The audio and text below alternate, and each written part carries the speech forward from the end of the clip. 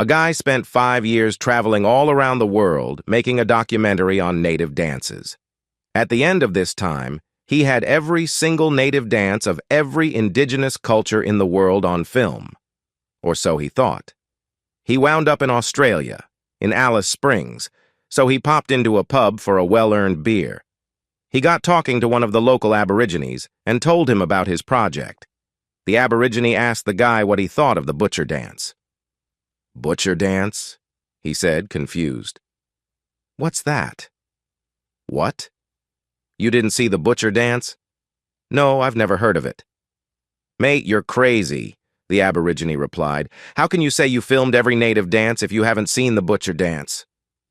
I got a corroboree on film just the other week. Is that what you mean?" No. The butcher dance is much more important than the corroboree." "Oh," the man said, his curiosity piqued. "Well, how can I see this butcher dance then?" "Mate, the butcher dance is way out in the wilderness. It'll take you many days of travel to go see it." "Okay, mate," the Aborigine replied, shrugging. "You drive north along the highway towards Darwin. After you drive 197 miles, you'll see a dirt track veer off to left. Follow the dirt track for 126 miles till you see big, huge, dead gum tree, the biggest tree you've ever seen. Here you gotta leave car because it's much too rough for driving. You strike out due west into the setting sun, walk 3 days till you hit a creek. You follow this creek to the northwest. After 2 days, you'll find where the creek flows out of some rocky mountains, but it's much too difficult to cross the mountains there, though. So you head south for half day until you see a pass through mountains. The pass is very difficult and very dangerous. It'll take you 2, maybe 3 days to get through it. On the other side, head northwest for 4 days until you reach a big, huge rock, 20 feet high and shaped like a man's head. From the rock, walk due west for 2 days, and then you'll find the village. You'll be able to see the butcher dance there." So the guy grabbed his camera crew and equipment and headed out. After a couple of hours, he found the dirt track. The track was in a shocking state, and he was forced to crawl along at a snail's pace, and so he didn't reach the tree until dusk, where he was forced to set up camp for the night. He set out bright and early the following morning. His spirits were high, and he was excited about the prospect of capturing on film this mysterious dance that he had never heard mention of before. True to the directions he had been given, he reached the creek after 3 days and followed it for another 2 until he reached the Rocky Mountains. The merciless sun was starting to take its toll, and the spirits of both himself and his crew were starting to flag. But wearily they trudged on, finally finding the pass through the mountains. Nothing would prevent him from completing his life's dream.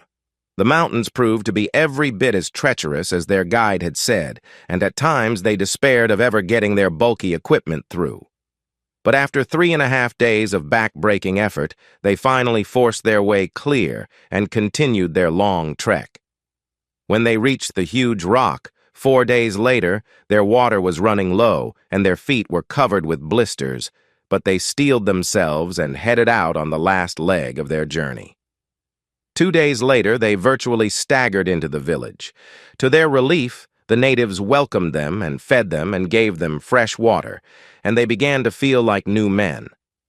Once he recovered enough, the guy went before the village chief and told him that he came to film their butcher dance. "Oh, mate," he said, "very bad you come today. Butcher dance last night. You too late. You missed dance." "Well, when do you hold the next dance?" "Not till next year." "Well, I've come all this way. Couldn't you just hold an extra dance for me tonight?" No, the chief exclaimed. "Butcher dance very holy. Only hold once a year. You want see butcher dance, you come back next year." Understandably, the guy was devastated, but he had no other option but to head back to civilization and back home. The following year, he headed back to Australia and, determined not to miss out again, set out a week earlier than before. He was quite willing to spend a week in the village before the dance is performed in order to ensure he was present to witness it. But right from the start, things went wrong.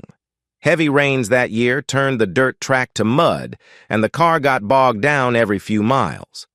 Finally, they had to abandon their vehicles and slog through the mud on foot almost half the distance to the tree. They reached the creek and the mountains without any further problems, but halfway through the mountain pass, they were struck by a fierce storm that raged for several days, during which they were forced to cling forlornly to the mountainside until it subsided. Then, before they had traveled a mile out from the mountains, one of the crew sprained his ankle badly, slowing down the rest of their journey greatly. Eventually, having lost all sense of how long they had been traveling, they staggered into the village right at noon. "The butcher dance," the man gasped. "Please don't tell me I'm too late to see it." The chief recognized him and said, "No, white fella.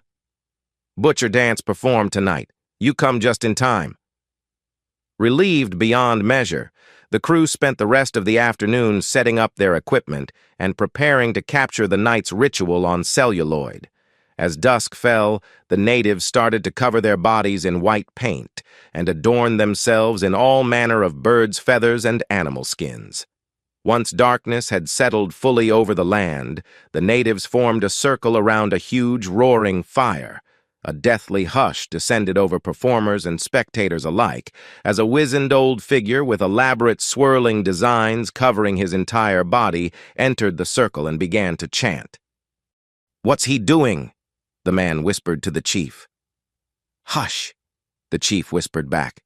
"You first white man ever to see most sacred of our rituals. Must remain silent. Holy man. He asks that the spirits of the dream world watch as we demonstrate our devotion to them through our dance. And if they like our dancing, will they be so gracious as to watch over us and protect us for another year?" The chanting of the holy man reached a stunning crescendo before he removed himself from the circle. The rhythmic pounding of drums boomed out across the land, and the natives began to sway to the stirring rhythm.